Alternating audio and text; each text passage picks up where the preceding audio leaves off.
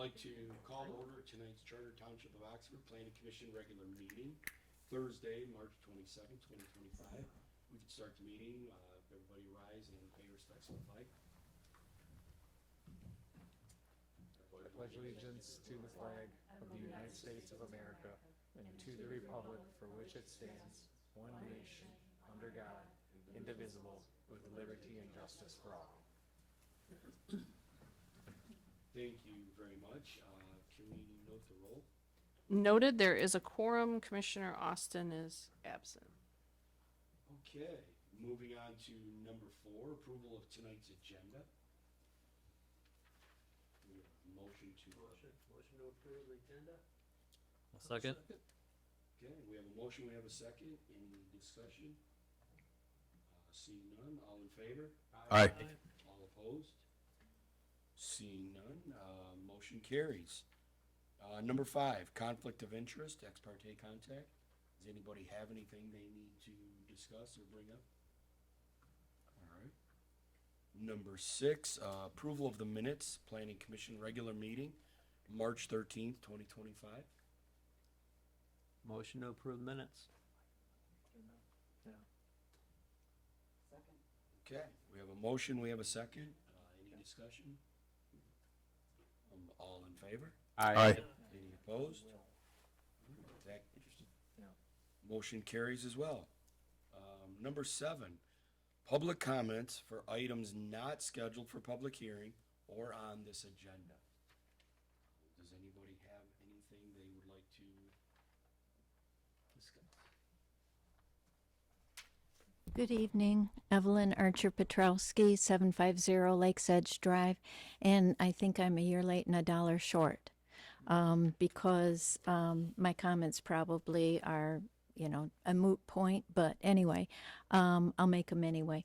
In terms of residential, I'm just hoping that the master plan has maybe a little bit lesser emphasis on apartments and condos and more on single-family residences. I'm concerned about density and hoping that there's no reduction in lot sizes. And green space, that's a big one. I'm just really hoping that the plan calls for lots of green space. In terms of commercial and industrial and PUDs, the green space would be great along the main roads, and so that it kind of shields the buildings somewhat all along the frontages. And I'm really concerned about traffic in Oxford. I live at the M24 and Drainer intersection, and so the lighting there now, traffic flow is better, but it's pretty crazy, and I'm concerned about with the new PUD, being installed, that it's going to be even worse. Concerned about quality of materials and workmanship and the types of development that we have over quantity. I'm thinking more like the Nino Salvaggios, hopefully, over the drive-thrus.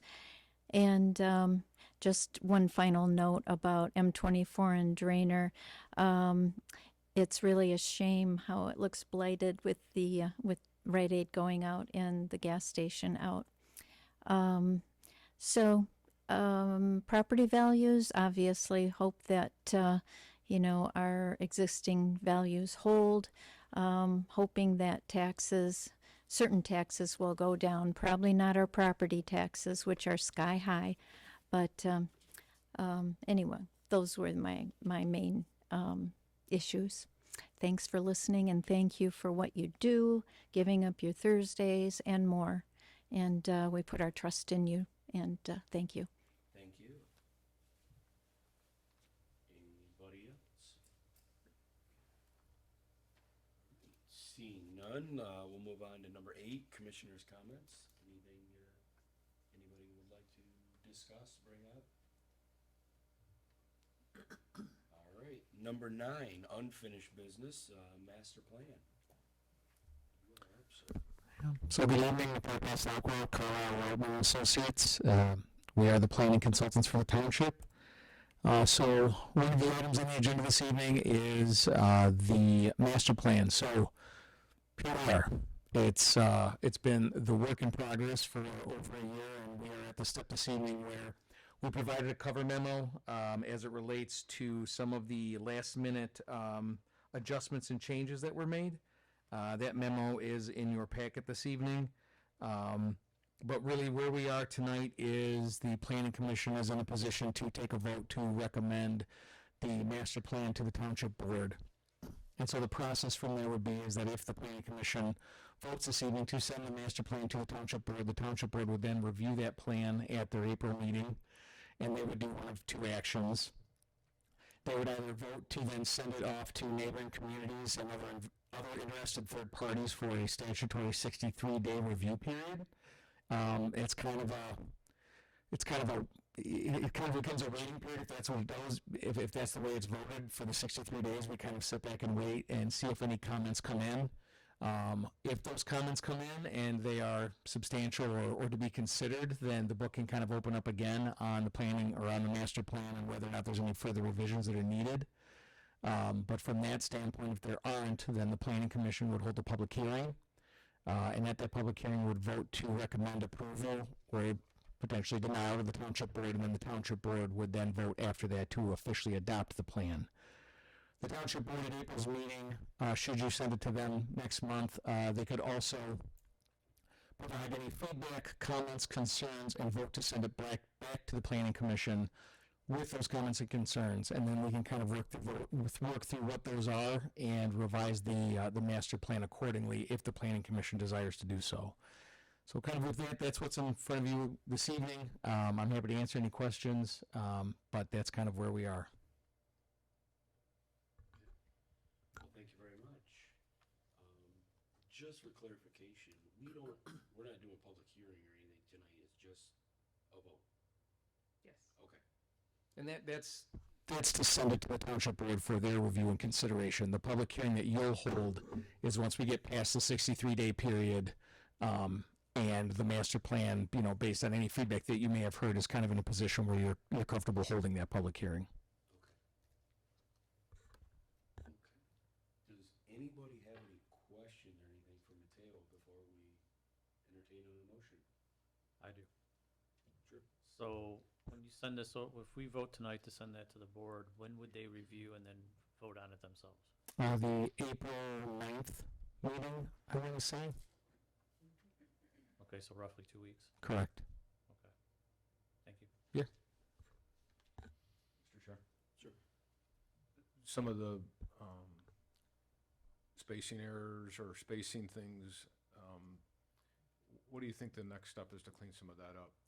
It's procedural. Like I said, the program that we use in design, I don't know enough to speak technically about it, but all of those things can be nip tucked and taken care of. Do you want feedback on that from us, or No, I mean, based if on I've seen something, do you want me to note it and somehow convey that? yeah, I mean those types of things would not stop it from going to the board. So anything that you have, you are more than welcome to email over. Pages of note or just general concerns, and we can scroll through it and get those taken care of. Small items. Yeah. Nothing massive. Yeah, no worries. Thank you. But for tonight, it's just the meat and potatoes, approve or not approve or recommending. Yeah. Okay. Anybody else have any other questions or discussion points? I have one on page 11, if you have your copy there. Give me a moment.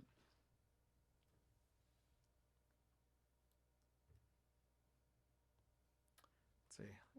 As you know, it's a rather large document, so give me a second. Page 11 of the plan itself. Yes. Okay.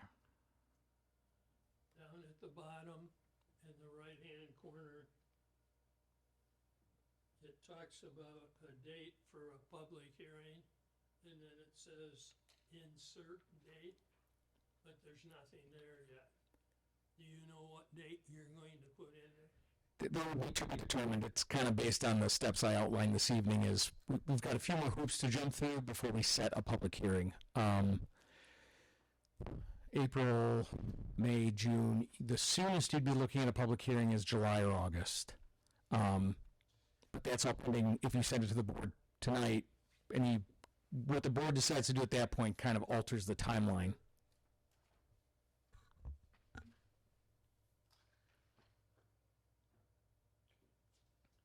Mr. Chair, this draft, is it available, where is it available for the public to review? Right now, Now, sorry. and say, whenever, 2 months from now? So I mean, it's a public document, so it being included as part of the agenda, people can request it from Township Hall. We haven't necessarily posted it yet, only because it is a draft version that all township officials have not been able to review and comment on yet. But once it's in the position to go to the 63-day review period, then we would work with the township to post it online or whatever means were needed to distribute it. Okay, thank you. Yep.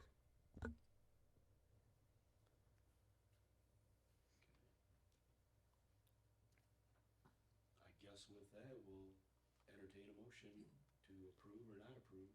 Recommending it to the township board. All right, so motion to recommend and send the master plan draft to the township board for consideration at their next meeting. I'll second it.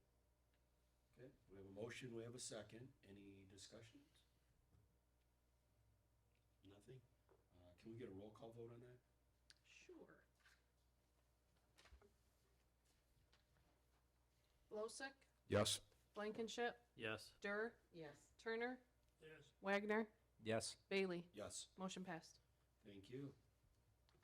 You have your recommendation, sir. Great, well, thank you very much. Thank especially you, for- too. Yeah, no, thank you guys. It's we're not there yet, but it feels good to be to this point, and I appreciate all the help that everyone's given us on this project. So we're getting there. Thank you. Thank you. All right, moving on to number 10, new business, planning commission training conducted by Carla Wortman and Associates and the Kelly Law Firm. Okay, so for this evening, we've kind of talked about it. We've got some fresh sets of eyes on the planning commission, and even if everybody here had, tenured time, we like to do trainings once a year or kind of as needed with our clients. We typically partner with the client's legal team to kind of go over all the ins and outs and ups and downs of being on a planning commission and what you can do, what you can't do, all that kind of fun stuff. So given that we've got a lot of new faces, we thought that this evening would be a good opportunity to do that. Joined with me tonight is the Kelly Law Firm. Morgan, and my apologies, the last name changed. Yes, it's new, Martin. Morgan Martin from the Kelly Firm, and then from our firm, Ben Carlisle. He's the president of our organization. He and I will be doing part of CWA's, and he'll be up here constantly to correct me on all the things I get wrong. So, I'm here to learn from you. yeah. For tonight, we'll conduct a training. We tried. There is a lot of material to go over. We kind of acknowledge that up front. We kind of try to keep these trainings to be about an hour long, but, ask whatever questions you have. We'll kind of go as far as the appetite can handle. We don't want to rush through things, but we also don't want to force feed a lot of material. And if we don't get through everything this evening, I'm more than happy to finish it up at a subsequent meeting. So like I said, we'll keep cognizant of the time, but we'll work on questions and kind of go from there. Kelly Firm's going to start off, and then we will step in to do our part.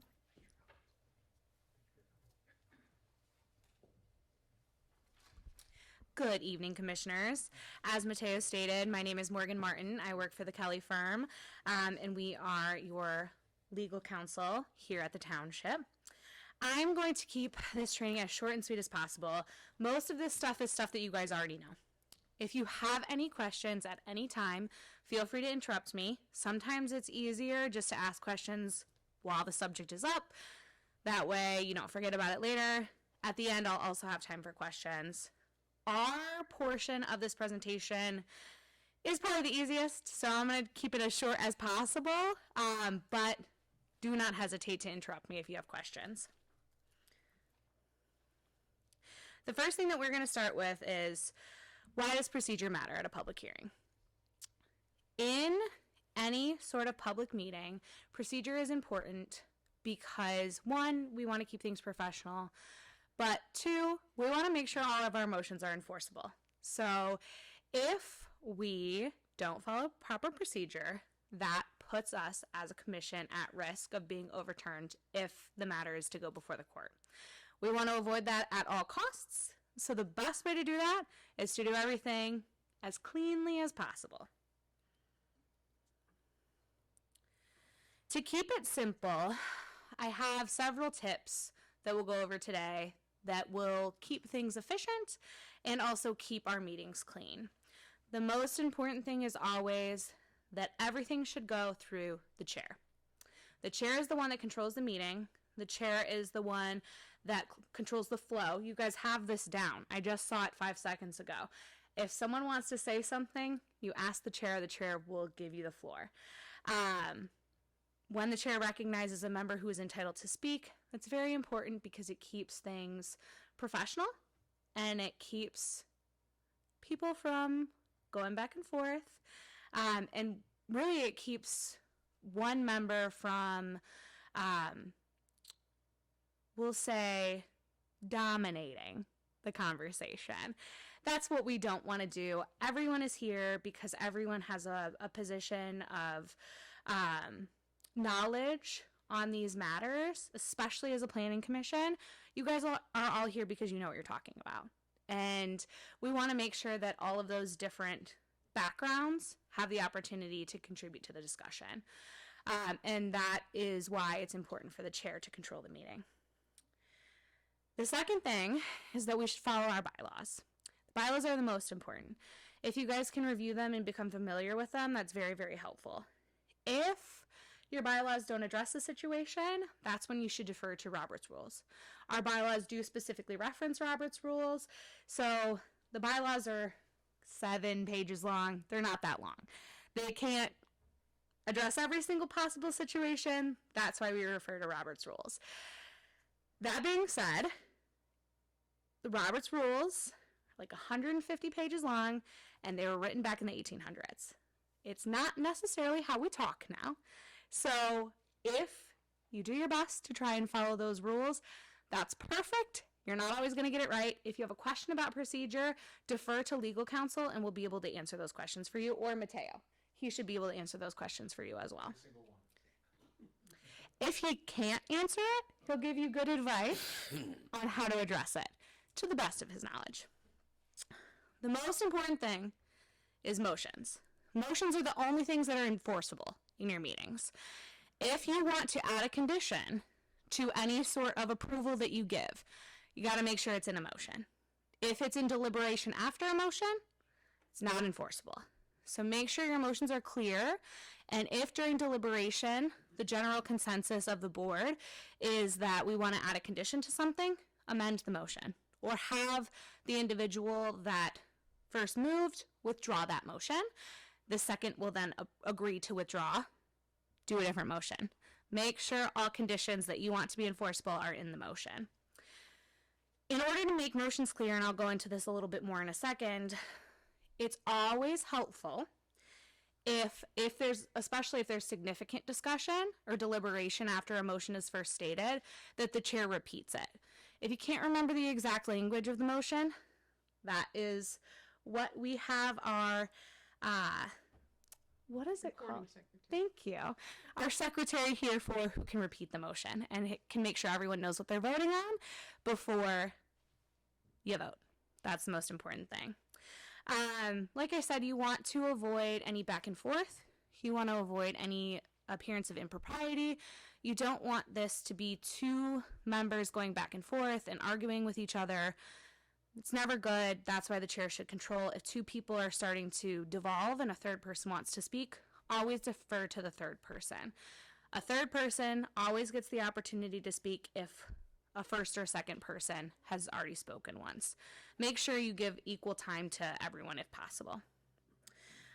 With regard to public comment or public hearing, don't respond while people are talking. Make sure you save your responses until after the comment is done. That's easier said than done because you guys get direct questions. If you get a direct question, the appropriate response is to say, we will answer any questions at the conclusion of public comment, and then let them continue.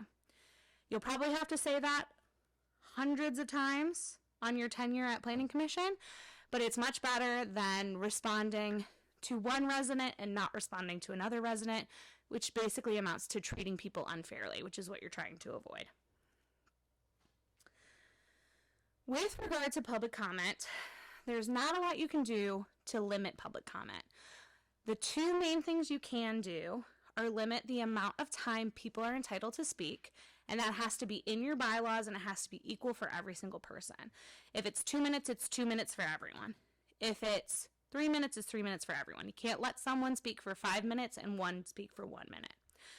You can also require that people identify themselves at the beginning of public comment. You cannot require that they identify themselves to sit in on a meeting, though. So you can have a sign-in sheet, but you can't stop people from attending a meeting if they don't sign in. Can I ask a question? Absolutely. Going back to the public asking questions, Mhm. did you mention that we could address those questions at the end? Yes, that's how I recommend you handle it. You don't have to. You're not obligated. But if someone asks a question like, when is this going to go before the Board of Trustees? That's an answer that you have. The appropriate way to handle that is to wait until public comment is completely closed, and then you can answer that question. Usually I recommend that if you feel so strongly about it, you can take notes during public comment so you can respond to each question at the conclusion. You're not obligated to, though. It's not a question and answer, and you're not required to respond to any questions that happen at public comment. Okay. Okay. So I have a question Absolutely. on that one. So can you address them back though and say, okay, slow down, I'm taking notes to address your question later?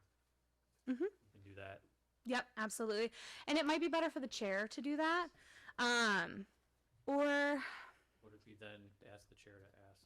exactly. You should, it's always better to direct all comments and all communication through the chair. It just looks more professional. And it's more appropriate than you responding directly to a resident. If things get a little rowdy, which sometimes does happen, I do recommend that the chair interrupt and remind people of decorum. And if someone feels that things are getting inappropriate, you can direct the chair to do that. You are entitled to ask for decorum in the chambers, and you don't necessarily have to direct that to the chair. If you believe that things are getting a little bit out of hand, you can absolutely address that and state that on the record. Do you guys have any more questions about public comment right now? Okay. As far as public comment goes, you can't stop people from talking about whatever they want to talk about. This is public comment specific. We're going to talk about public hearings in a second, which are a little bit different.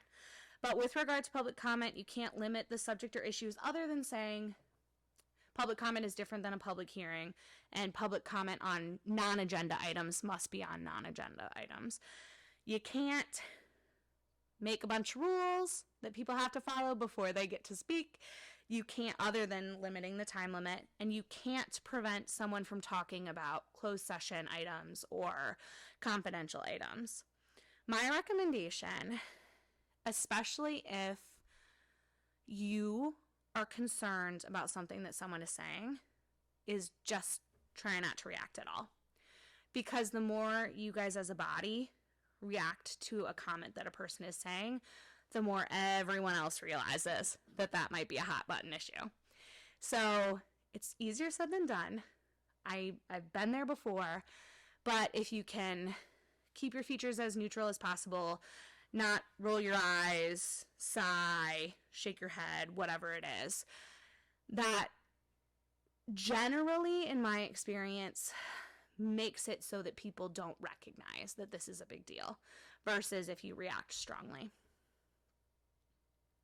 Can I ask a question? Absolutely.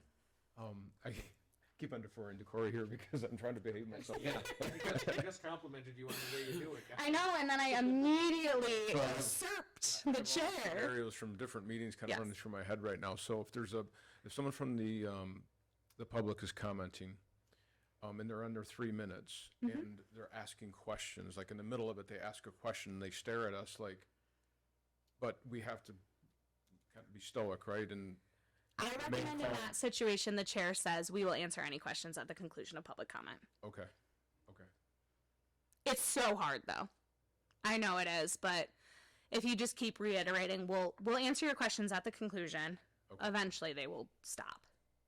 But it is really uncomfortable. I completely agree. And then when someone from the public approaches the podium, I think in the past, and I thought I read in the notes that they don't have to disclose their address, but then I think we do ask for that at times. Which one is it? You can ask for it. You can ask that they identify themselves. You can't require them to provide their address as a condition of speaking during public comment. You can require that they identify themselves. So you can ask them to do it. If they decline to provide their address, they're entitled to do that and still continue with public comment. So But if they don't give address their is not name. required. Exactly right. Exactly right. Thank you. Any other questions before I move on? They don't give their name. Then that is a problem. You can tell them that they're required to identify themselves to get public comment. As far as the difference between a public hearing and a public comment, this is really important for you guys on Planning Commission. It's not so important for some of our other boards, but for you guys it is. You see a lot of public hearings. Public hearings are different than public comment in that specifically they are limited to one matter. So if someone tries to, say, discuss the master plan when we're talking about a special land use application, you can stop them from doing that during a public hearing. That's not something you can do in public comment, but in public hearing you can. Public hearings are required by law for certain types of requests. You guys know what those are. I'd be happy to address them if you want me to, but I know you're familiar with them. That's what you guys do all the time. During a public hearing, your whole job is to listen to people and take their opinion and use it to inform your decision. So that is when you're required to, you don't have to agree with them, but you are required to listen to them and to use that opinion in your final decision. Public comment, you don't necessarily have to do any of that. That's people's time to speak, and it's people's time to have a transparent discussion with their elected officials and their appointed officials. That's a little bit different than a public hearing, which is required by law specifically to obtain an opinion. Do you guys have any questions about that difference? Yeah, quick question. How are questions brought up during a public hearing handled? Same thing. You should still wait until the end. Absolutely. Motions. Motions are always the biggest deal, especially for you guys at Planning Commission. The best way to do it is to state a motion, have one party state a motion, another member second the motion, then you have deliberation time, then the chair should restate the motion, and everyone should vote. Then you announce the results. And I know with you guys in Planning Commission here, a lot of the times, Cheryl will do that. That's fine. That's absolutely fine. As long as everyone knows what they're voting on, and as long as the results are apparent, totally fine. But it's better to make sure that you guys know exactly what you're voting on before you vote on it than to be a little bit confused. I will say, especially when motions are amended, they can get kind of confusing. If that is the case, then you can defer to the secretary to repeat it, or you can defer to either Mateo or legal counsel. Usually they'll have a pretty good idea of what the intent of the motion is, which is the most important part, and they'll be able to repeat that or reiterate that, or even suggest an amendment if there's something that's appropriate to amend. Never hesitate to get your consultants involved when you want to make sure that you guys are clear, because the motions are the only thing that matters. You guys can talk for 2.5 hours. The only thing that's ever going to matter is what happens in those motions. So make sure that they're clear, make sure the intent is clear, and if you ever have any questions, ask them. Amending a motion is when things get confusing. It happens all the time, though. Someone says a motion, you guys deliberate, you say, actually, we need to add X, Y, and Z to this motion, or actually, I don't think that's the appropriate motion. There are two main ways to do it. The first one is someone makes a motion to amend, and that motion is seconded, and then you guys vote on the motion to amend before voting on the amended motion. The second way is when the person who initially moves to amend and the person who seconded it agrees, then you can just vote on the amended motion. This gets confusing. It gets confusing every single time. If you guys are confused on what you're voting on, ask. That's the easiest way to handle it. So ask to repeat the motion. Ask to repeat the motion. If you don't understand what happened during the motion, say, Chair, I'm not really sure what we're voting on, or can you repeat the motion? Can you explain exactly what we're supposed to be voting on, whatever it is? Just ask. It's always better to know. So that's after the motion is seconded, and then they're asking for comments. That would be the appropriate time to address the, what is this motion again? Yes. Or before the vote, really. Anytime before the vote is a time to ask a question. Deliberation is super important. It is reflected generally in our meeting minutes, but deliberation is not what's enforceable if anything gets taken up to the circuit court. So even though deliberation is important and it is part of what you guys are here to do, if there is something that's in deliberation that you think is important to be noted in a motion, that motion should be amended. That being said, there are lots of rules on how motions are supposed to happen. For the most part, you guys are not going to get reversed on appeal if the intent of the motion is clear. So even if the motion itself is a little murky, as long as it's clear what you guys intended to do, then you're fine on appeal. But things like conditions, especially conditions of a site plan or of a special land use approval, something like that, those should be in the motion if you want them to be enforceable in the future. That's my number one thing that I always say to my planning commissions. Make sure conditions are in your motion. If they're not, then they're not enforceable. I have another question. Yes. How do you end up in circuit court? Lots of ways. So it's not as common for you guys as it is for like a ZBA.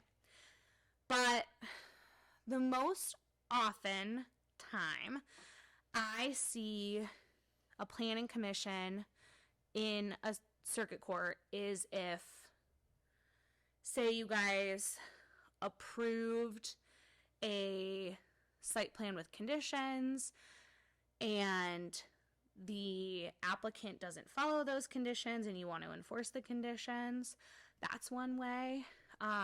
You guys are very good about this, unlike some of my other communities, in that every single approval that you do, you have development agreements, which makes things so much easier.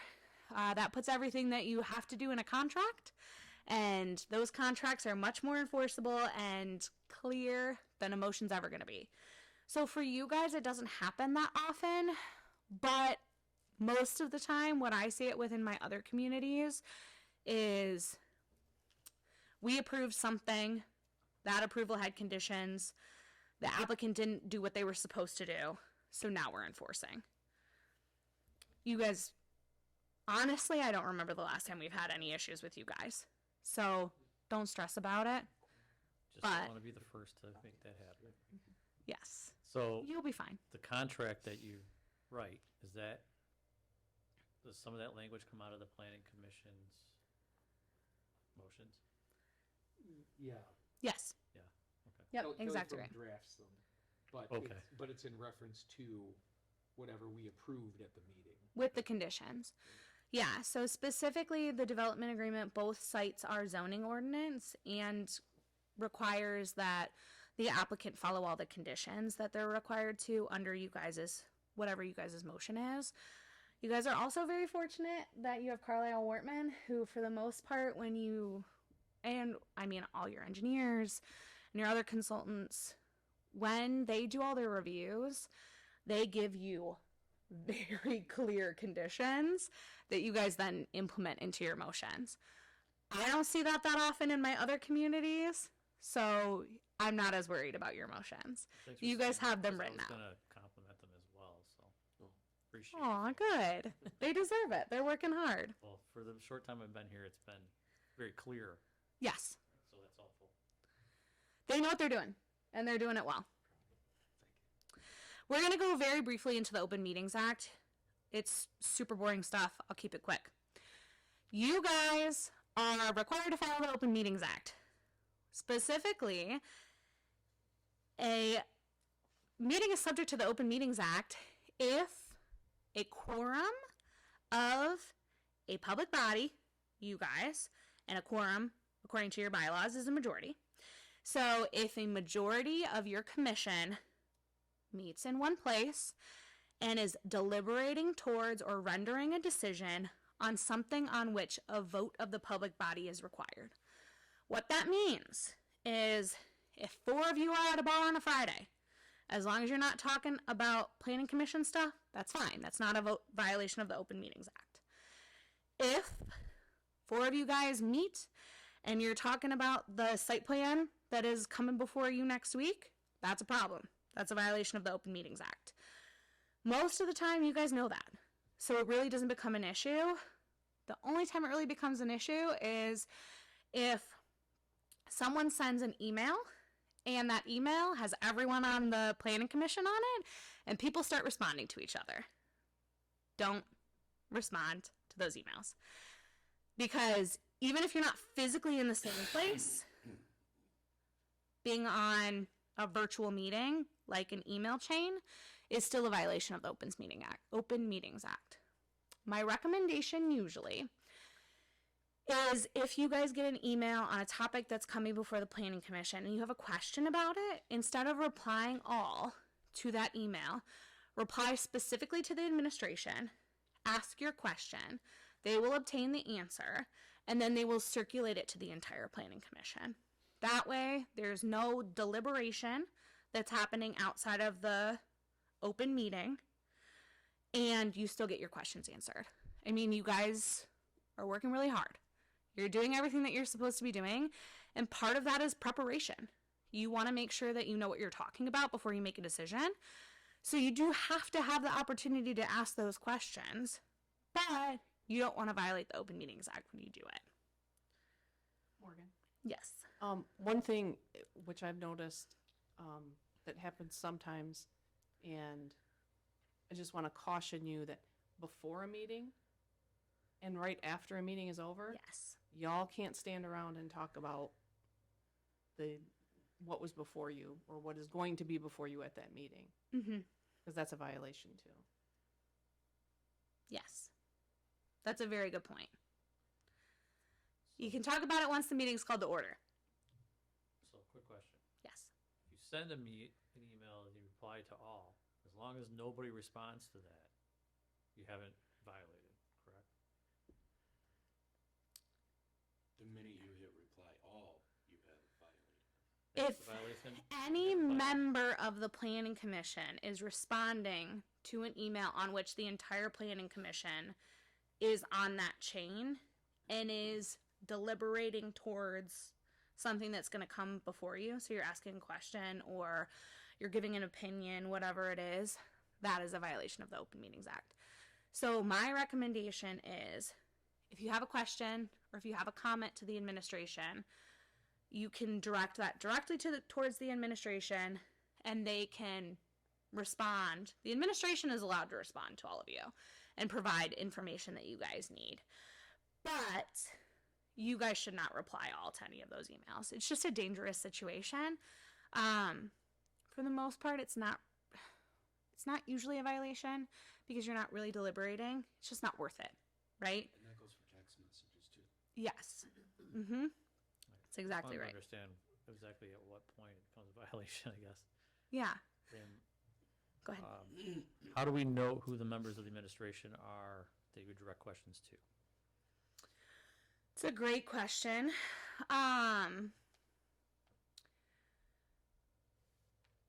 My guess is, Mateo, do you know who specifically they should? Yes, I mean, if like there's elements as it relates to planning or things of that nature, like you can always start with the building department, you know, or Cheryl or Tim, and they can Good kind point. of, you know, once that question hits them, they can kind of figure out is this a Jim Sharp Engineering?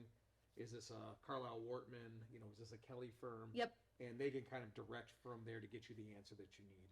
Okay. And if you turn it over to us, you know, because we know the rules, you know, we can operate in a manner that's not going to put in, you know, any kind of question about violating open meetings acts or communication or things like that. Okay. So how does the response come without violating it as well? Because Are they it's- restating the question when you get the, so like if somebody on this commission asks a question via email to the administration, they go, they get the answer. Mhm. Then they disseminate to the planning commission the information that was obtained. Yep. How will that information come? Will it just be, It can be an email to the entire planning commission because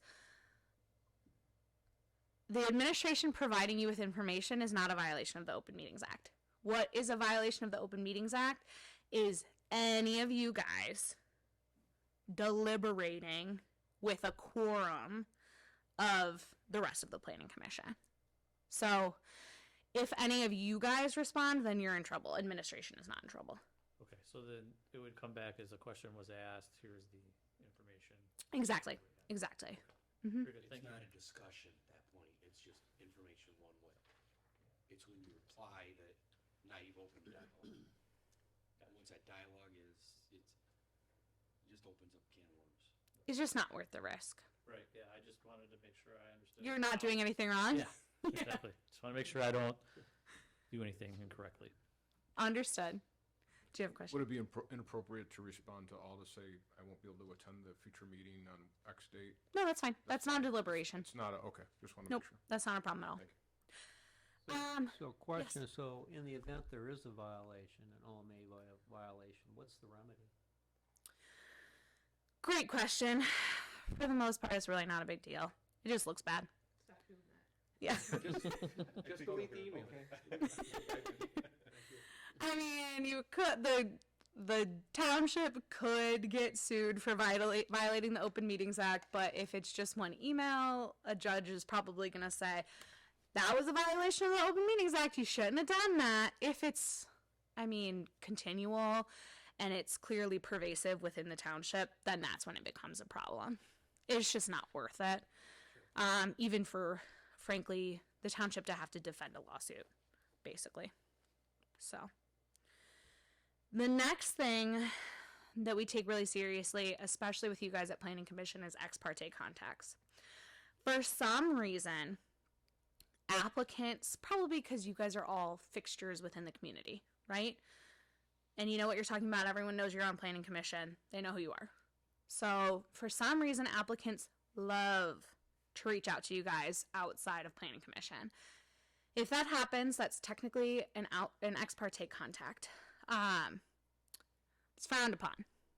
You're not supposed to have any communications with an applicant outside of a meeting. It's technically a violation of the Open Meetings Act. If that happens, my recommendation is you explain to whoever is contacting you that that's inappropriate, and whatever information that you learned from that discussion, you declare at the open meeting, especially if it's going to sway your opinion one way or another. That way, it's no longer an ex parte contact because everyone on the commission knows about it. Still not good, right? But you didn't initiate it. Definitely don't initiate it. Don't reach out to any applicants. But if they reach out to you, it does happen. You're not supposed to respond. So just tell them that that behavior is inappropriate and then declare it at the open meeting. Does anyone have questions about any of that? Okay. I'm going to go through this really quick because you guys do not go into closed session very often. Part of open meetings are closed sessions. So there are reasons that you can exclude the public.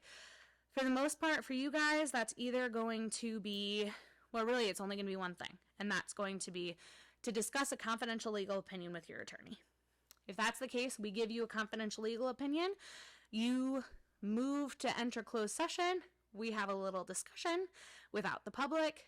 Then you move to re-enter open session, and then we're done. Anything that's discussed in closed session will be in separate closed session minutes. It will not be reflected in the meeting minutes, but for the most part, you guys don't have to worry about that. Closed sessions are few and far between in a planning commission. In the regular board meetings, a lot of the time we do that to discuss litigation strategy or for the sale of real estate or disciplinary actions for employees. None of that stuff applies to you guys, so frankly, I don't even think we're gonna need to worry about it. Big things about closed session. It has to be in the course of an open session. You have to move to go into closed session. It's a 2/3 vote in order to authorize going into closed session. Once you're done with closed session, you have to move to come out of open or come back into open session.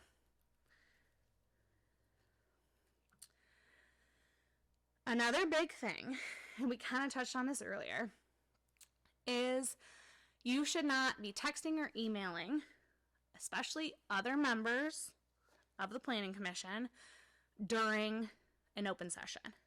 If you guys are on a little text chain with 4 other members of the Planning Commission and you're chatting about the meeting on a text during the meeting, that's an impermissible closed session and you can get in trouble for that. My recommendation, because more importantly, your personal phones can be subject to FOIA, is it's always better to avoid texting or emailing during a meeting. Technically, anything that is on your personal phone that is not township related is not subject to FOIA.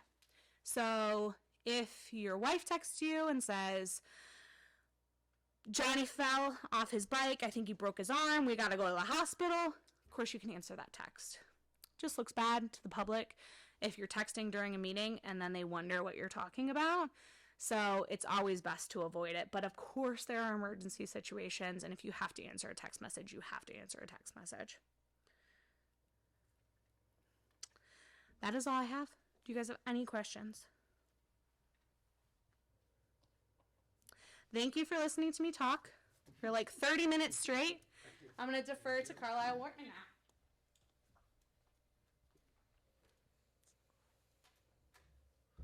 All right, so let me get back to our portion here.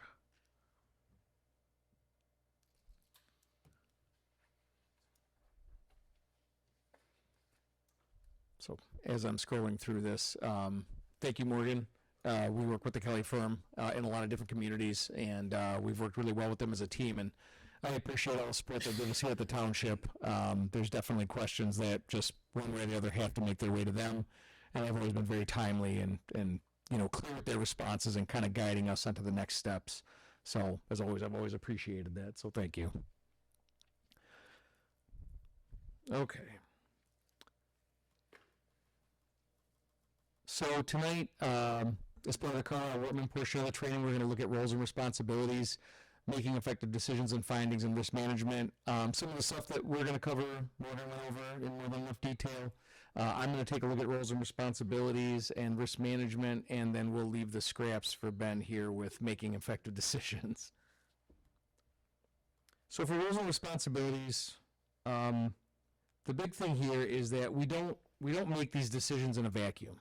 You guys aren't on an island. You know, this was all set up under law as a checks and balances type of system.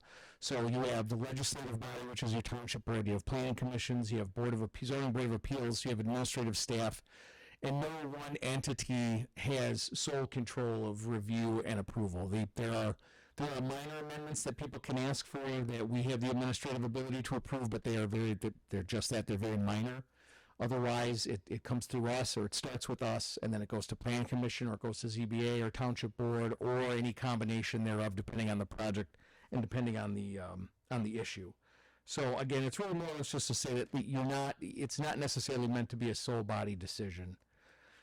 So when you look at that, your legislative body, they're responsible for appointments to the planning commission. You're here because you're appointed by the board.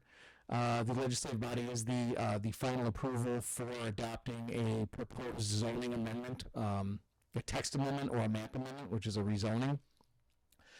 Depending on the way that your bylaws are set up, your legislative body can review site plans and be a deciding factor in those.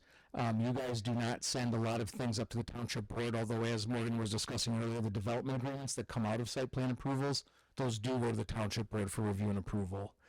The township board assesses budget and personnel. They kind of allocate the resources necessary for us to do our jobs. The master plan, the legislative body can, at the beginning of the master plan process, elect to be the approving body. In this instance, the township board has elected to do so, so that kind of is their role at the master plan level. And then we have other policy decisions as well. Planning commission, so the master plan stuff, just kind of like I said, that the legislative body can be the final approval, but regardless of whether or not that happens, whether it's the planning commission or the legislative body, planning commission does the heavy lifting. I don't need to tell anybody here that, you've been going through it yourselves. It's a very important and can be an arduous task at times, but the planning commission does a lot of heavy lifting in master planning. Zoning ordinance, your position is that you review any kind of text or map amendment proposals and you make recommendations. Site plans, you guys have preliminary and final site plans. You see special land uses, kind of all that fun stuff. Zoning Board of Appeals, so that's where folks go if the matter requires something kind of beyond what is allowed in the zoning ordinance. As a township, you can only do dimensional variances. So someone can only ask for 10 feet of this or 2 feet less of that or certain feet of height. Cities can do use variances, but townships cannot. So your Zoning Board of Appeals is pretty much to look at the dimensional requirements or variances that are being requested. But also where appeals end up. So even though your zoning ordinance is 600 pages, it actually cannot contemplate every single thing that could come up. And so sometimes at an administrative level and even passed on to the planning commission level, there are interpretations we have to make with the ordinance as to what was the intent of this. How are we interpreting what's coming up? If someone disagrees with that interpretation, recommended by your staff and decided upon by the planning commission, they can take that to the Zoning Board of Appeals. The Zoning Board of Appeals then makes their decision. If the individual or the organization or the applicant disagrees with it at that point, the next stop is court. And they can also kind of be assigned other duties as well. And they're a good resource sometimes for what isn't working. If too many things are going to, if the same thing is going to your ZBA over and over again, it's time to look at your zoning ordinance and see, is this something we can fix? Can I ask a question? Sure. Mateo, if someone asks for a variance, say for a 100-foot buffer, would there be opportunity for us to, obviously it could be a yes or a no, but could we, if it's dimensional, could we say, well, how about 50 feet? Can you say it? Well, The planning commission? As a planning commission, could we, if they're asking for, could that be a condition, maybe not a condition, but an amendment to the motion to vote on a topic? If they're asking for a full,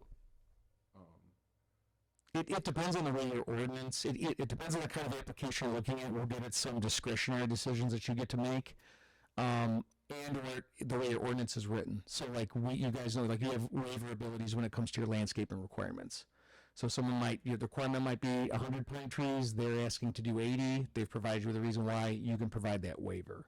But if the waiver is not in the ordinance, and it's not an application that has a discretionary element to it, you would not be able to grant, a variance is the wrong word, you would not be able to grant them to be able to move forward if they didn't meet that standard.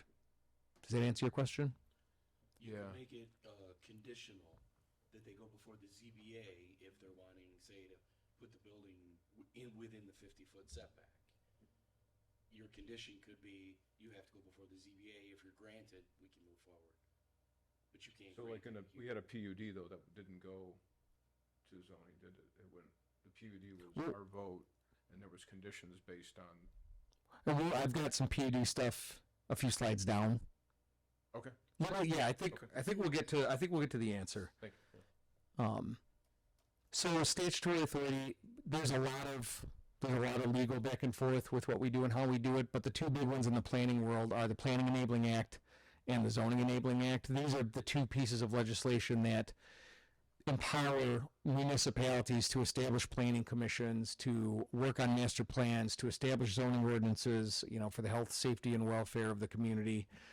It's really kind of what we lean on to guide you best on what you can do and what you're authorized to do and what we're charged with, so on and so forth.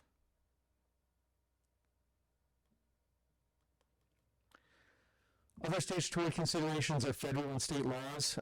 So there are federal and state laws out there that kind of dictate at a local level what you can and can't do as it relates to certain uses.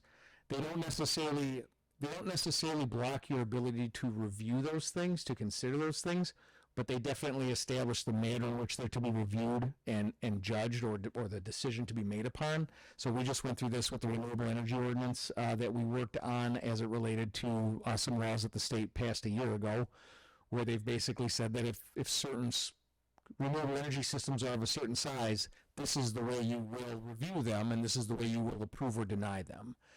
So we have to keep tabs, and this is true for gravel mining. This is true for daycare facilities. I mean, there's certain things that laws supersede your local control. Doesn't stop your ability to review them, but it offers very strict guidelines on how they're to be considered. Case law, again, things come up. There's no two instances of the world that are the same, and sometimes they end in court. So we kind of keep track that with case law and attorney general opinions can kind of provide some guidance on if we're dealing with a certain similar situation. It provides us some guidance on how has it been interpreted in other courts. Those decisions do kind of set a precedent on how other communities are to look and deal with these matters.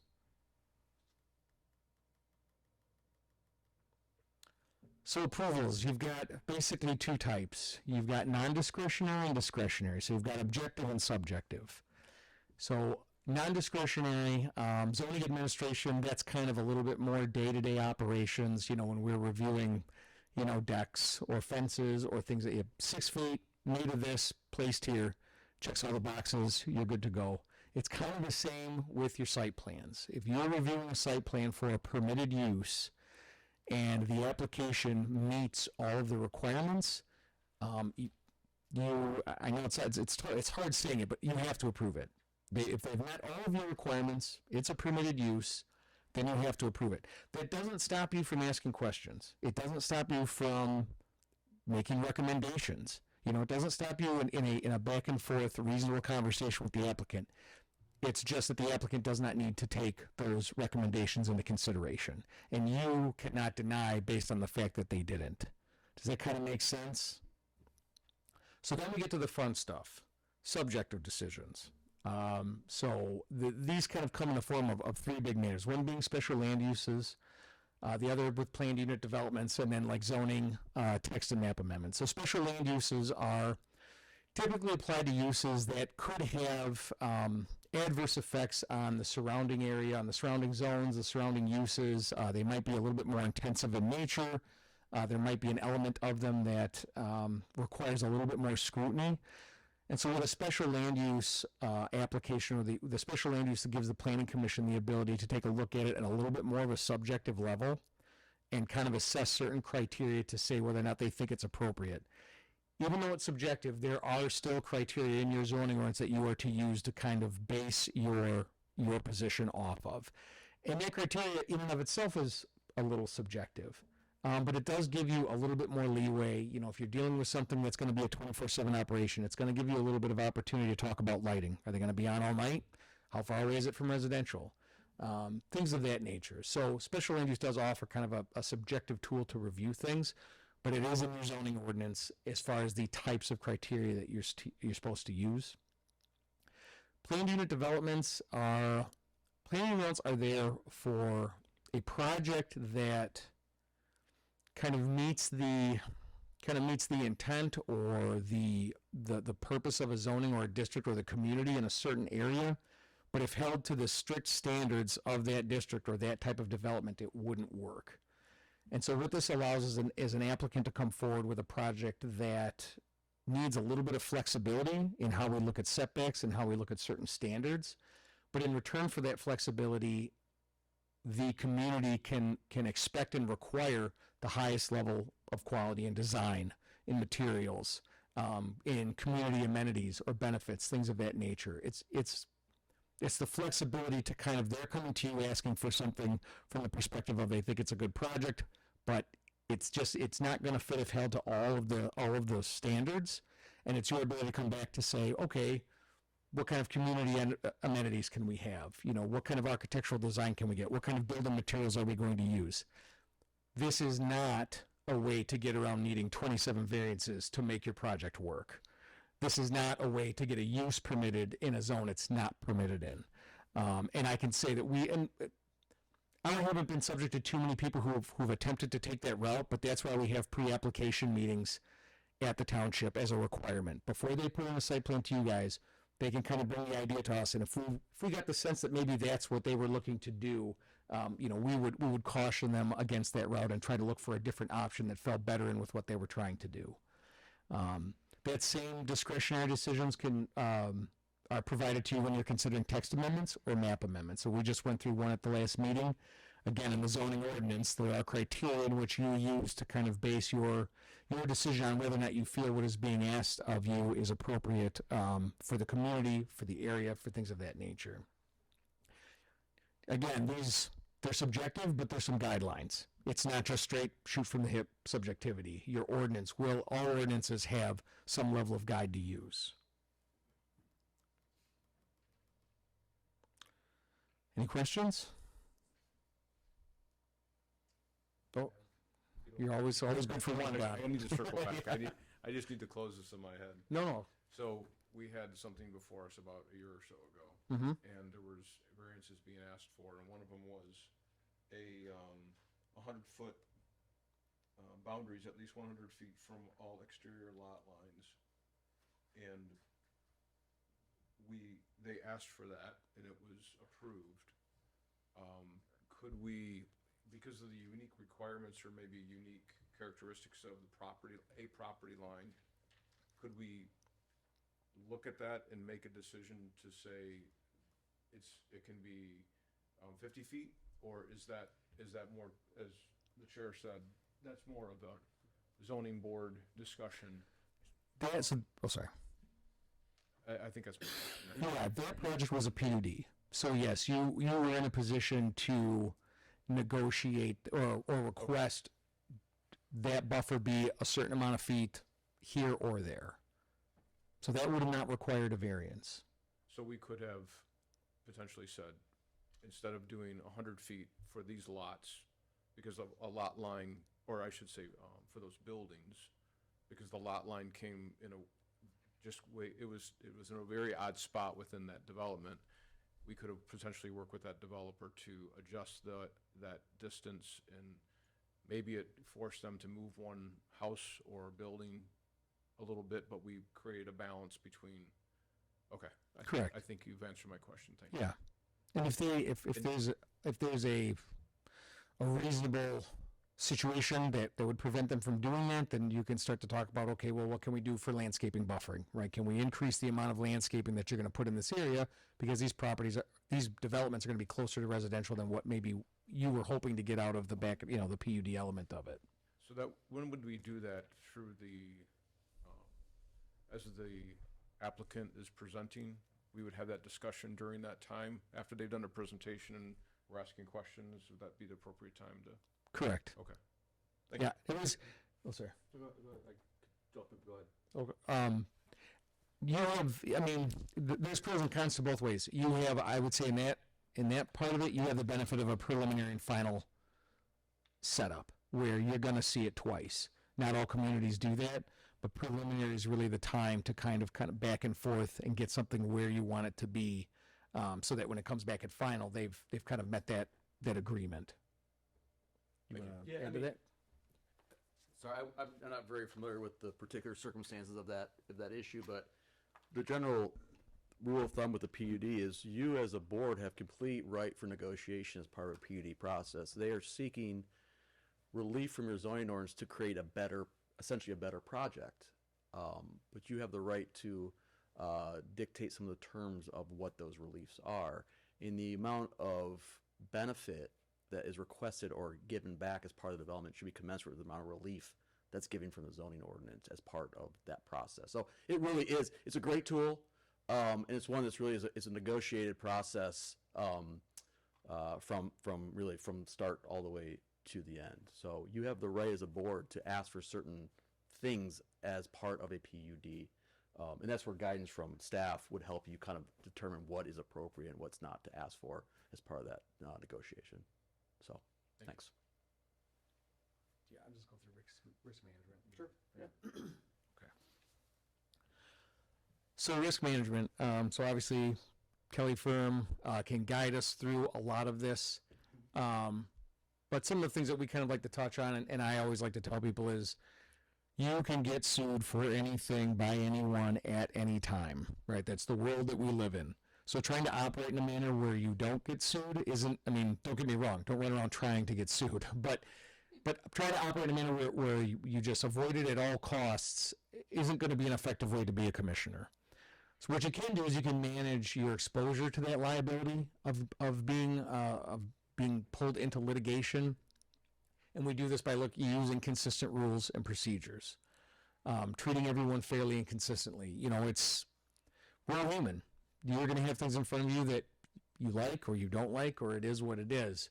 But that's why there's zoning ordinances. That's why there's standards. That's why there's a criteria given to you to make your decision based off of, and you need to use that criteria.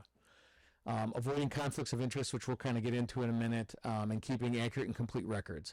So this is my part to give a plug to Susan, and to Cheryl, and to Kelly, and to Danielle, all of the staff at the township that help us with minutes, help us get your packets together, help us keep all of these things on file. You know, you guys get to see a site plan, but there's 50 to 60 to 70 pages of documents that go with every project, big or small, and they all got to be recorded, and they all got to be kept on file so that we can all reference them in 5 years, because we're going to forget what we went through. So keeping a nice, accurate, complete system.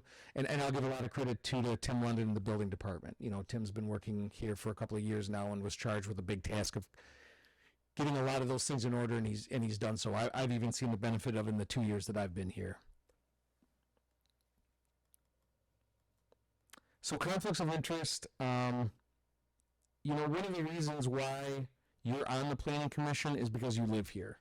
Right, you provide a context to this community that we as consultants do our best to understand your community, to live it and breathe it, but that's exactly what you do. You live it and you breathe it.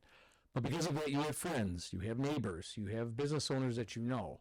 And so in the position that you're in, you need to be able to recognize when there's a potential conflict of interest. Obviously, if you're the applicant, that's an easy one. A relative, again, any kind of relation to someone who might be up here making an application to you, that is a conflict of interest. A business associate, either your business does business with them, they're a colleague at a workplace, things of that nature can begin to kind of slip into gray area. Close ties. The rule of thumb that we kind of use is that if you have to ask, it's probably a conflict of interest. If there's a question or a thought in your mind that this might even be a conflict of interest, there's a good chance that it is. If there is, or if you feel that there's one, the procedure for that is at the meeting that you state the nature of the conflict. This is, you know, again, an easy one. This is my brother. That's an easy one. But whatever it is that you feel it may be, you state it at the meeting.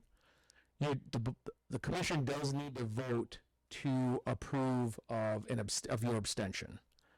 So the appropriate thing to do is for you to abstain from that conversation, from that vote. But the commissioners, your fellow commissioners, do need to vote to approve that. In the event that they do approve it, I would say something that's not on here, but we would definitely tell you as well, is if you are approved to be abstained, leave the room. So there are instances where people have abstained, gone and sat in the crowd, and the wink of an eye, the scratch of a cheek, the smirk on a face can all get construed in 1,000 different ways of influencing what you're doing up here. So if you abstain, if it's approved, leave the room. And after everything's done and voted on, people will be back. You know, you can come back. And then last but not least, the minutes should reflect all of that. Put it in writing. It's all above boards. You know, it can never really come back on you that you didn't operate in the appropriate and effective manner.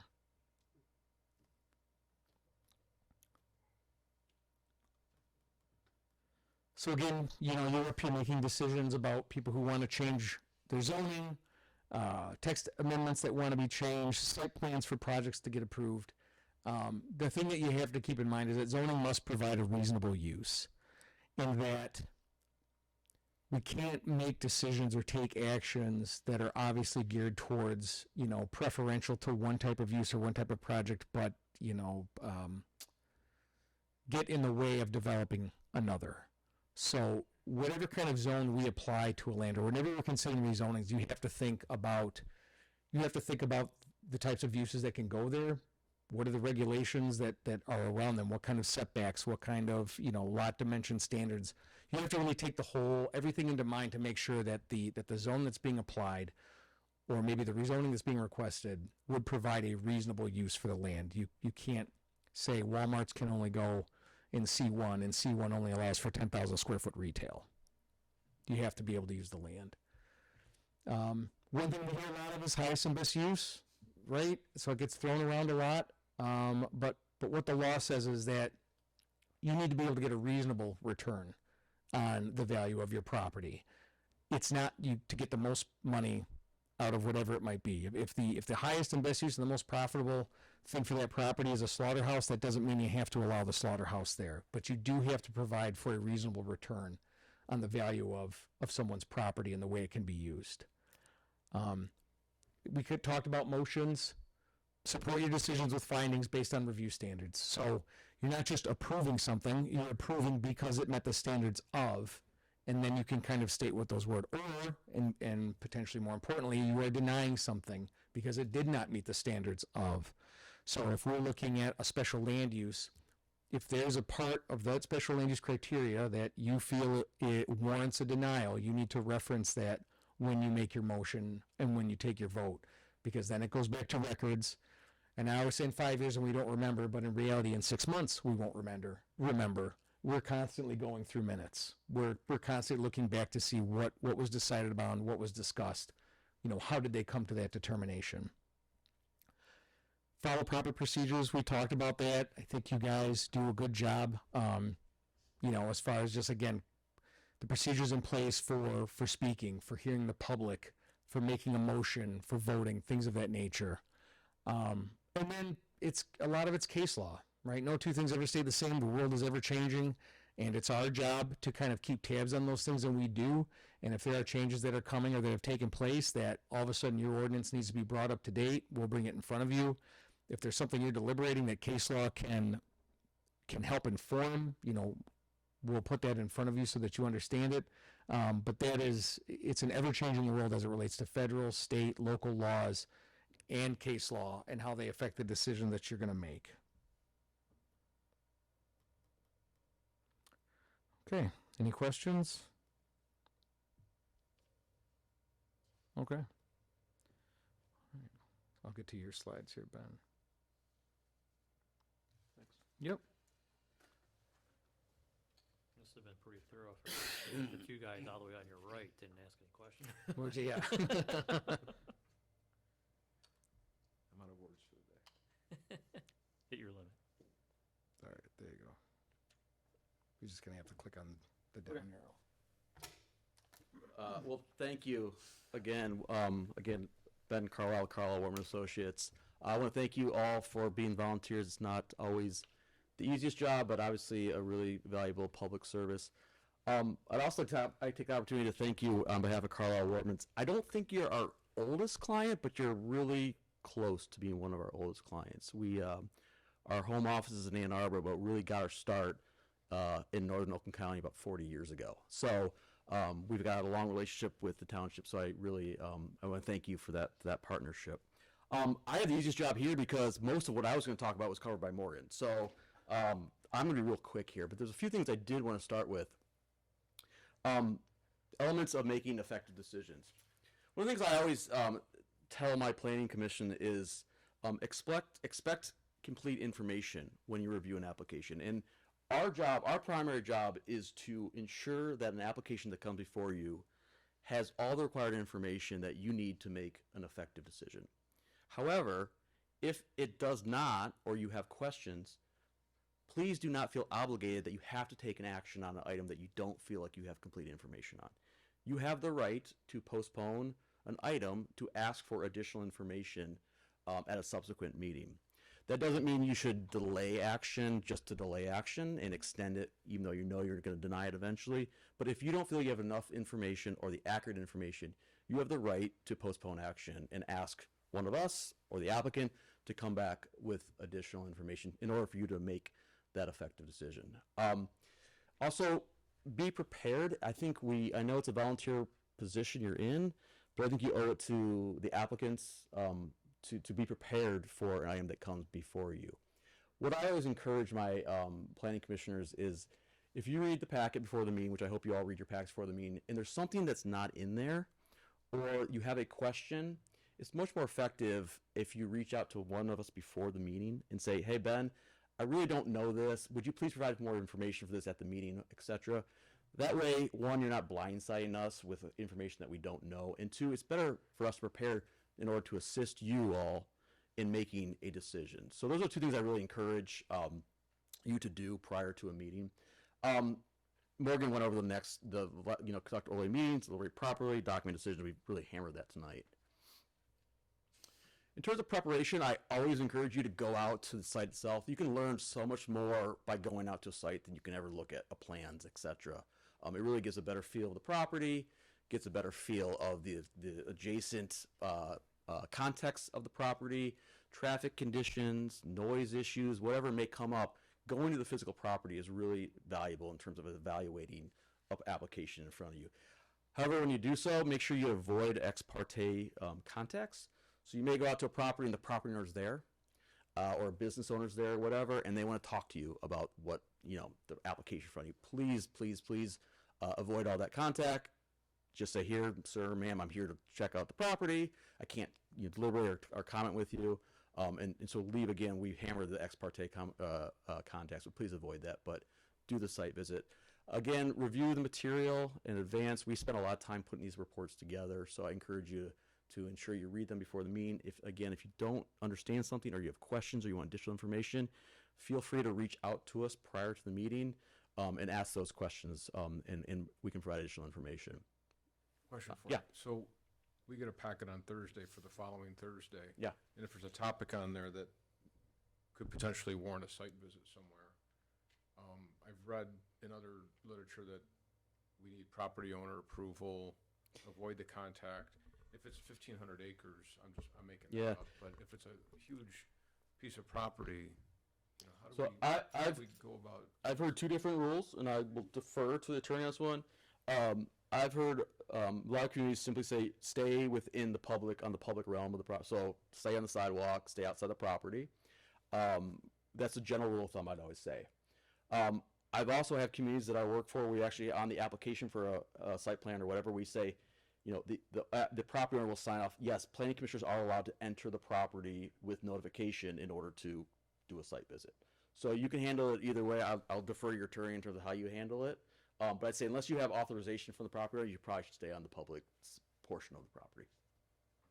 I would completely agree with that. I don't think that our application has anything, that's what I thought. And if I recall correctly, we might be amending the application. Is that right? I think there might be something in the ordinance that says by applying you're authorized. Yeah. It's in the ordinance, but not on the application. You should probably, If that is the case, then the ordinance would control.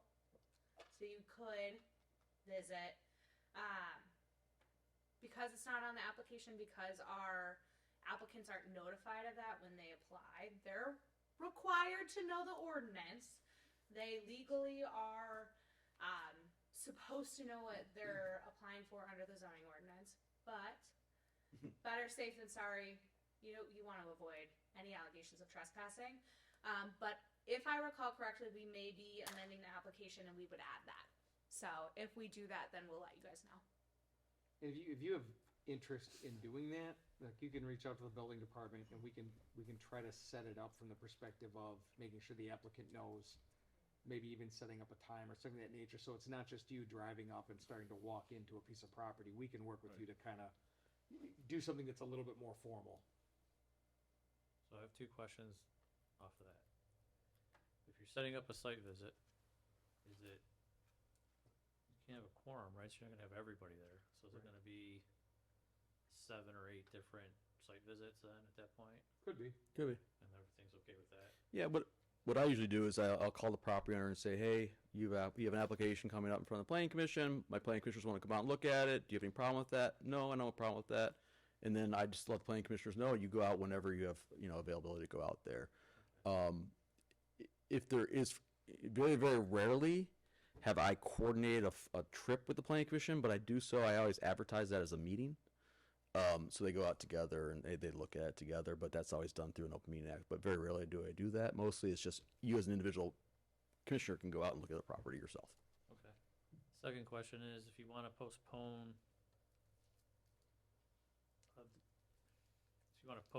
the application or whatever, right, like we were saying before, is that done, can it be done prior to a meeting so that the applicant isn't wasting their time coming to a meeting? Or should it be done during the open meeting? and then have to come back? It should be done during the open meeting, and then you should very clearly articulate during the meeting as part of your motion. Eventually, we get to this point about motions. As part of your motion, exactly why you're postponing. We're postponing action tonight on blah, blah, blah, blah, blah, for these reasons, and, for the applicant to come back with the following information. Boom, boom, boom, boom, whatever it may be. Be very prescriptive and precise about exactly what you want them to come back with.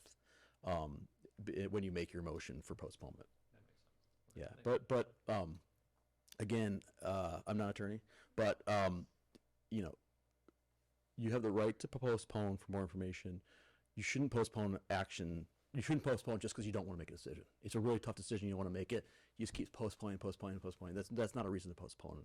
But you certainly have the right to postpone in order for the applicant to either address conditions you want to be met or you need additional information. That's certainly appropriate. Okay. And even if it's additional information that's not coming from them, but you just need to look or into the ordinances or. That's within reason. That's appropriate. Yeah, and that's where you direct staff. We need additional information on X, Y, and Z, whatever it may be. Yeah. Thank you. Yep. So I skipped over a whole bunch of stuff that I was going to present because Morgan covered it better than I would ever cover it. So I'm going to just really briefly close with a few slides about zoning principles. We've talked about this a lot. Decisions should be supported by evidence. Every decision you make really is supported by standards in your zoning ordinance. So I always encourage you to reference your standards when you make a decision, especially for special uses, anything discretionary. You should always reference the standards under which you made that decision. So I always encourage my planning commissioners, if you're making an amendment, there's a text amendment, zoning, rezoning, etc., you go through each standard individually and say, here's a standard. Have they met the standard? Yes or no, and why? Have they met the standard? Yes or no, and why? And that should be all supported ultimately in your motion saying the applicants met standards outlined in section whatever of the ordinance for whatever approval you're making. So again, your motion should be supported by evidence, and that's really done by your standards in your zoning ordinance. I'm sorry, I should know this, but I'm going to ask anyways. Do you give them draft motions? So we kind of work with the Kelly firm. Mm-hmm. I think that's something we can work on a little bit more, but yes, we do work on motions. Yeah, I'd encourage draft motions. I do that for all my planning commissions, and it really helps kind of guide direction of the motions. It's not to sway you one way or another. I give a motion to approve, I give a motion to deny, and just the rationale allows you kind of think through those as you make those decisions. If you're going to say no to something, it's really important to use the standards as to why you're saying no. You're going to be challenged much more on a no vote than you're going to be challenged on a yes vote for the most part. So if you're going to say no to something, be very clear as to why you're saying no to it and how your no is supported by the standards under which you're reviewing that particular application. So that's really, really, really important. I guess I'm pumping our own tires here a little bit, but experts do provide. Can I ask a question about that? So when do you state what you just said? Is it before the vote, or So the motion. It would be between deliberation. So after the motion's made, and it's seconded, and then it's discussed, right? Is that the sequence? Yeah. It would be during that discussion. Is that when a commissioner would talk about what they disagree with or why they might vote? in a certain way? I would recommend that if you are, especially if you're going to vote no, your motion says, I move to find that or deny the application. Okay, so it's a because they do motion. not. Yeah, it's a motion It's a because they do motion. not meet the standards Okay. for these reasons, I and see, that should be okay. in your motion. And then you take a second on that, and then you deliberate that motion. Not So I think your necessarily- motion should actually. Sorry, I keep on you. I'm sorry, I was interrupting you. I was No. trying to save you some time because you answered my question. Yeah. So It's not if I vote on a motion to say no, it's if the motion's for a no for the whole topic. yes. Thank you. Yeah. But again, I always think it's safe to, in your motion for denial, you put the standard section you're reviewing under and the reasons why it doesn't meet those standards. Thank Yeah. you. And that's why motions that we write, motions that we give you, draft motions, it's helpful to have that already laid out in case you do decide to go one way or another. You have those in I would front of you. second that. I'm sorry? I would second that. Okay. I think it helps. It does, especially for newer members. Yeah. Because what I don't want to do, like what I get really nervous about is planning commissioners freewheeling their motions on the fly, and again, especially if it's going to be a denial, because I want to make sure that that record, if they're going to deny it, is really really strong as to why they're denying it. And in fact, I don't know if you would agree with this. A lot of times, if I know that my planning commission is going to make a no on a very technical matter or a very very controversial matter, I'll actually have them postpone action and direct staff to actually write a denial, a resolution. So everything I recommend is done through resolutions, and have them draft a resolution of denial with the specific reasons as to why they're denying it, and have that come back at the meeting later, the next meeting, so that you're actually reviewing that and making a motion on the actual resolution of denial, rather than just freewheeling it as part of your deliberation at that meeting. You don't always have to do that, but that's if there's something that you think is going to be really controversial, or there's going to be pending lawsuit, etc. I always recommend doing that. So I don't know if you've seen that before. Yes, and it's never a bad idea. It's always better to cover your bases, especially I agree with a no vote. So, and hopefully they know you're well enough to know where they think you may be headed down to a no vote, where they can kind of direct you towards that direction or not. Usually we do. Do you see a fair amount of motions for denial? I mean, normally what I see is, for example, a rezoning. It's either they want to rezone some area or a plot or whatever. It's either a yes or a no. Yeah. So I don't see it. I'm not very sure that I've seen too many motions for denial. I haven't seen a ton, but they do happen. Yeah. Okay. And I'm just my antenna goes up a little more in terms of defensibility when it is a no, just because I want to make sure that the record's really good and strong, because they don't happen very often. But less than 10%, I guess, is where we see denials. It's not very often, because hopefully we've done a good enough job up front to tell the applicant, hey, this isn't going to this isn't going to fly. That's our job up front, to really prepare the applicant to put their best foot forward, or either say, I don't think this is gonna go forward. And a lot, they take our advice for the most part. So,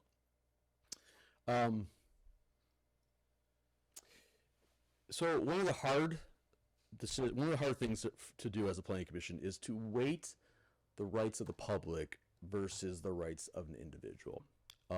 Obviously, that kind of gets the idea of NIMBYism, right?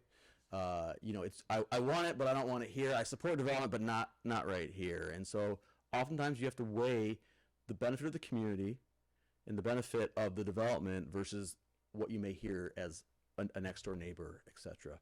And you'll see this a lot also with public utilities, cell towers, things where it's a public good, but people don't necessarily want that right in their backyard. And so you have to weigh what's the public goods. Does the public good and the public benefit outweigh the particular concerns of a particular individual? And that's a really tough thing. Now you can do your best to mitigate impacts, but you really have to weigh the right of the public good versus the individual. And the zoning ordinance must be fair and reasonable.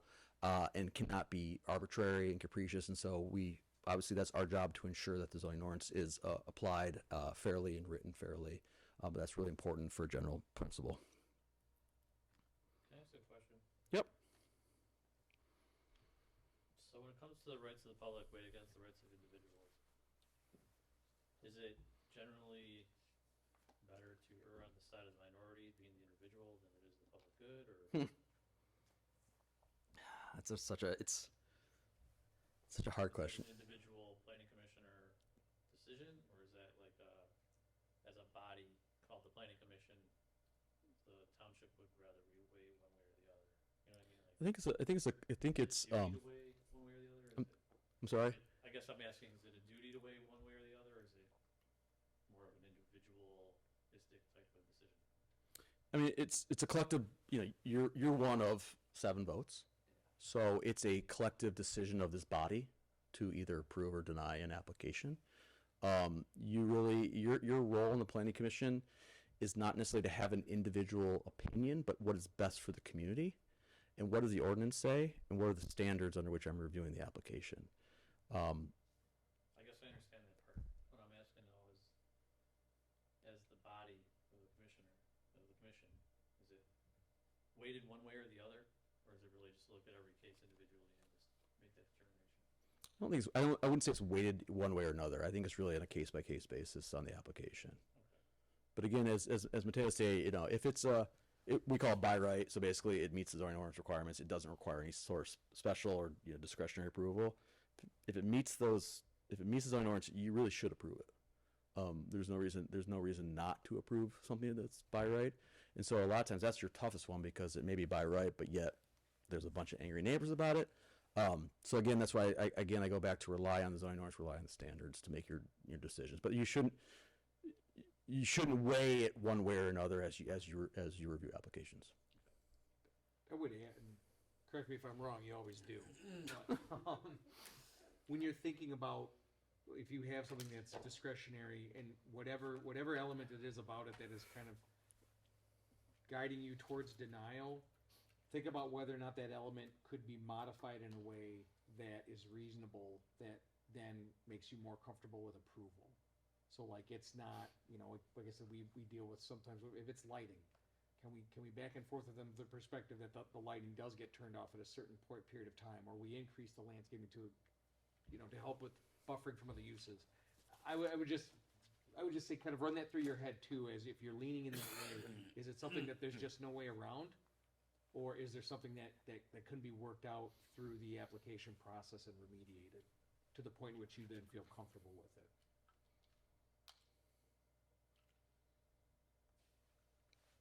Do we clear? I think so. It's good enough for Do we now. confuse you more or clarify it? So I'm really happy you're going through your master plan process. A good master plan is the best defense in zoning litigation. As Mateo said, if you're on this commission long enough, at some point you will be sued. It's just inevitable that something will happen where you'll be sued. And the best thing that you can do is have a good master plan, because if the zoning ordinance decision, if the decision you made with regards to the application is supported by your master plan, that's the first thing a judge will look at.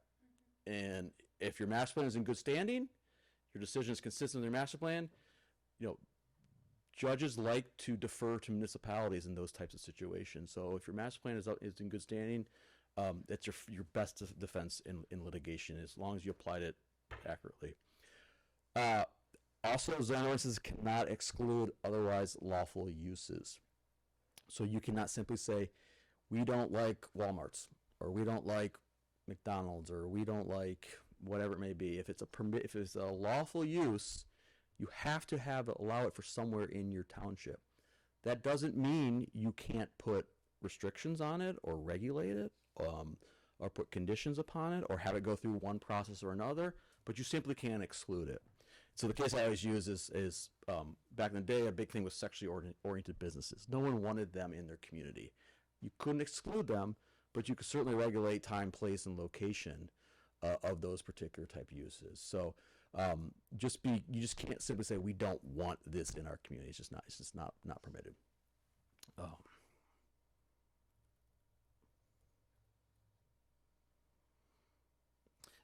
we've gone over these. Procedures matter. Make sure you're consistent.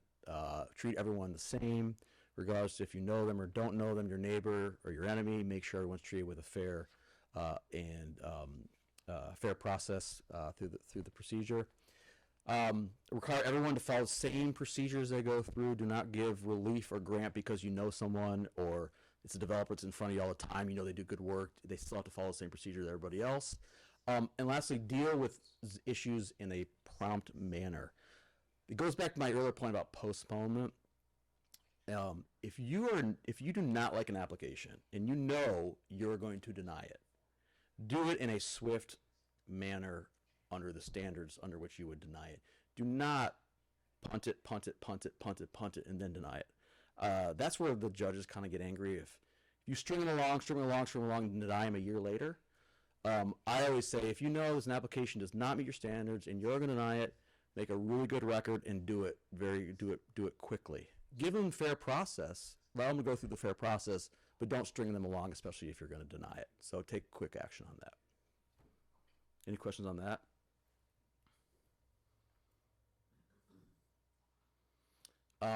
We keep hammering the same thing. All decisions made in open meeting. Make sure they're all made in open meeting, and do not express an opinion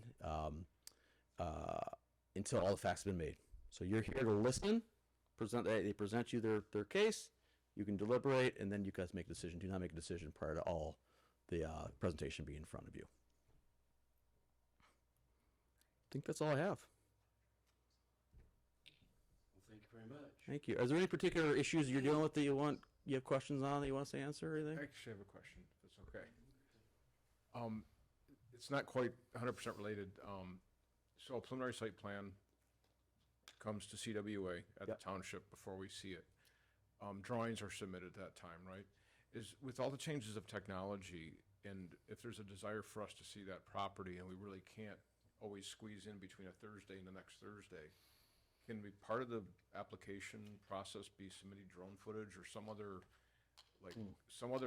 way of getting us to see without having to, spend a lot of time that would help us in that way?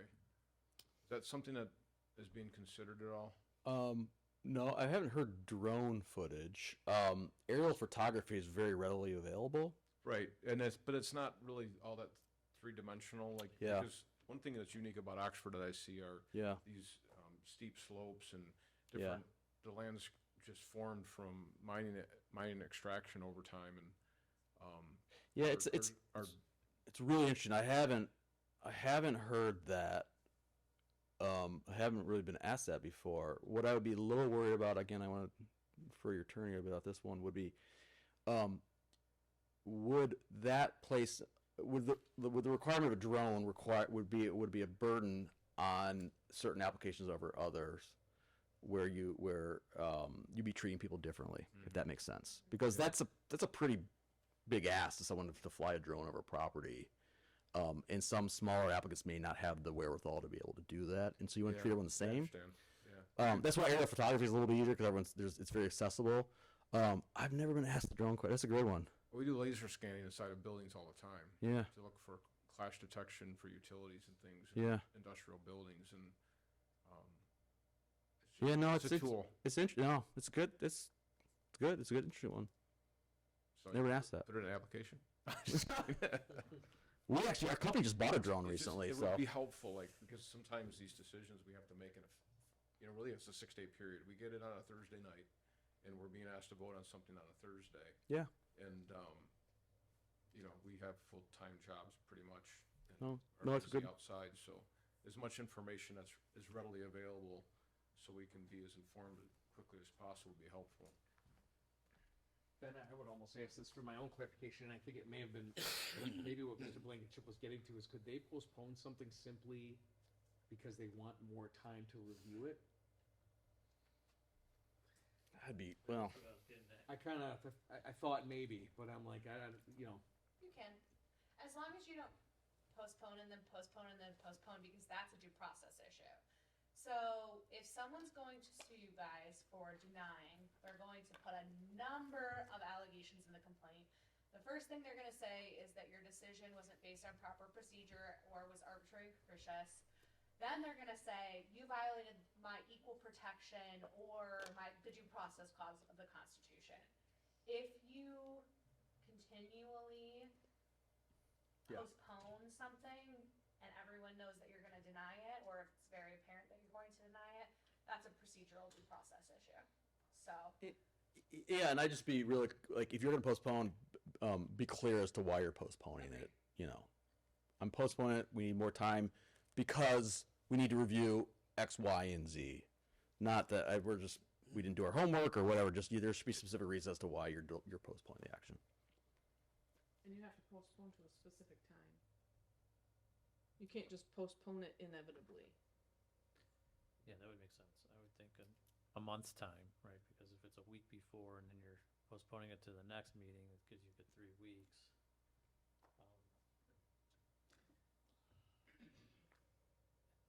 It gets a little bit cloudy though in my mind about if you think you're gonna deny, then don't postpone. It's like, well, you wanna give them that due process, right? You wanna give them the due diligence to really understand it better than, rather than just, I'm denying you because I don't have enough information, you know what I mean? Like, that would be more unfair, I it's think. not a never postpone if you think you're going to deny. Yeah. If you postpone, I would say once as a rule of thumb, that's reasonable. If you start postponing more than once, that's when it becomes a problem. Yeah, I would agree. Yeah, I'm I didn't. trying to put myself in the shoes of an applicant anyways, right? Like, that's really where you need to be. I didn't mean to I guess I apologize if I misspoke. If you think give every applicant a fair due process, but don't string them along is my point. So if you're unsure if you're going to deny or approve something, but yet you want more evidence or information or whatever, feel free to postpone, to ask for whatever you may need. And if they come back with what you need and it supports your decision to approve it, great. If it's not enough and you want to deny at that point, that's fair too. But make sure there's fair process. Just don't string them along if you think you're going to deny them. Thank you for the clarification. So if you're one of the 7 and there's a motion to say approve or deny, but you don't feel you have enough information yet to make your decision, how does that get worked out? You know what I mean, from a procedural process? How does that, it's like, I don't have enough information, but here we are on a motion, right, to approve or deny. And I don't feel like I'm the only guy here that feels like maybe I missed the last meeting or I didn't have time to review, whatever, right? How does that get dealt with typically? So, I always encourage before a motion's made to state I don't have enough. Before the motion. Yeah, I don't have enough information to make a decision. I would like X, Y, and Z. Hopefully, you either agree with that or don't agree with it. And then when you actually make the motion is then, I move that we postpone because of X, Y, and Z. Okay. I would be upfront before you actually get to the motion part about what you need as additional information to make a determination. Okay. That makes sense. And I think I recall now as we're talking through. But what happens though in the situation where the motion's been made and you suddenly go, shoot, I don't have all the information I need. The epiphany happens. How is that handled from a motion standpoint? You can discuss that during deliberation. If there's a general consensus, then you can amend the motion, or whoever made the motion can withdraw. Okay. Otherwise, if there's a general consensus, we're gonna approve this, everyone else can vote to approve and you can vote to deny. Your Well, vote's sure. not gonna make any difference. Or vote no to approval, I suppose would be the right answer. You're not necessarily voting to deny, but you're not voting to approve. Can you abstain also? Sorry, what's that? Can you abstain also? You cannot abstain. No. Not a It's good yes idea. or no? Yeah. Yeah, once a vote is called, even if you don't think you have enough information, you have to vote. Okay. That's why sorry. No, you're good. I was gonna say, remember, you're not voting to deny if you vote no on a motion to approve. You're just not voting to approve. So Okay. if the majority voted no on a motion to approve, then nothing happens. It's not technically denied. Okay.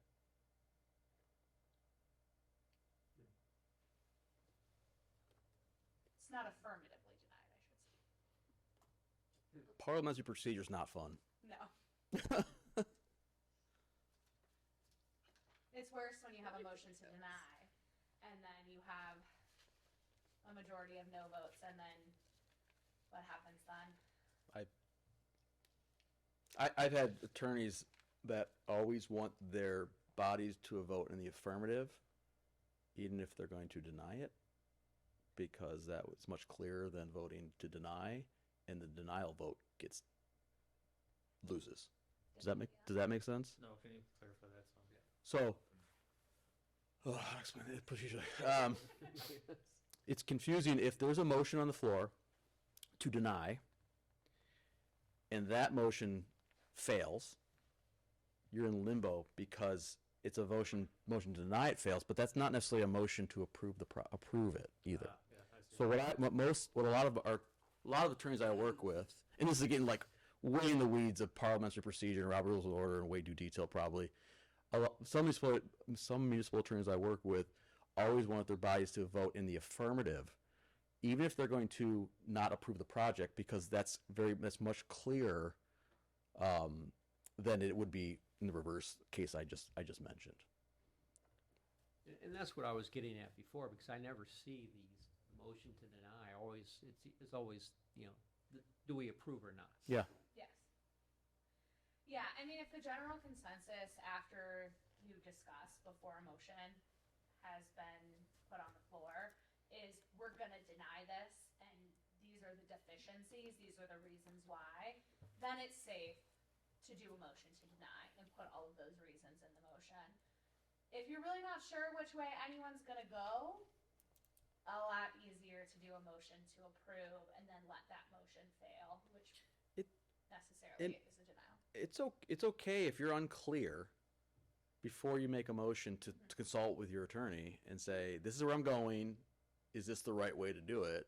And, either she'll give you guidance, yes or no. Okay, so how does that get done?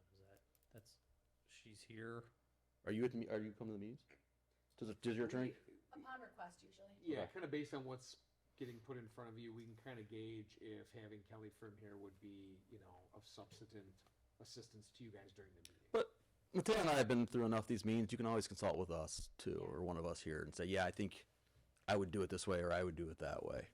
And I think we've done that with Mateo in my tenure, which is very short already, right? Where we've asked for guidance before we make a motion. Yep. Yeah. That's what we're here for. We unfortunately sit through a lot of these meetings, so we've been through it before. Chosen profession, isn't it? Yeah. It shows us, I guess, some of us. Well, thank you. I really appreciate your time. Thank you very much. Appreciate the training from both of you.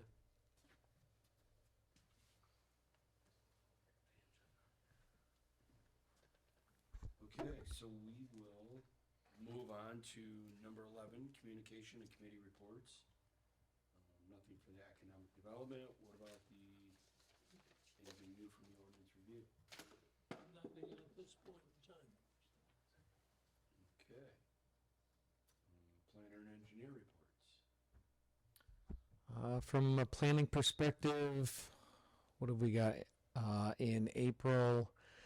You guys will probably have some additional zoning map amendment requests, and then it's spring. So anyone who wants to be digging by fall is starting to kick the tires at the township. I don't think we have any applications for review just yet, but like I said, I think April will have some rezonings to look at.